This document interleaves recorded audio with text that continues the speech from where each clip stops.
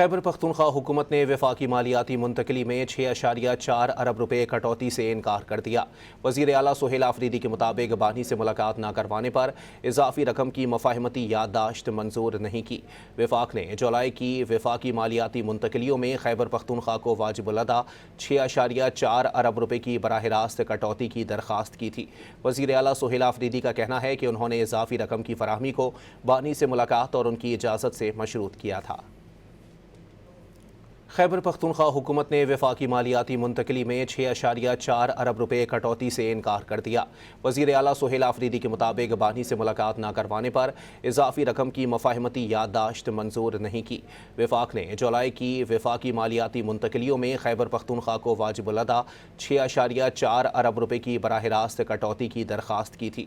وزیر اعلیٰ سہیل آفریدی کا کہنا ہے کہ انہوں نے اضافی رقم کی فراہمی کو بانی سے ملاقات اور ان کی اجازت سے مشروط کیا تھا۔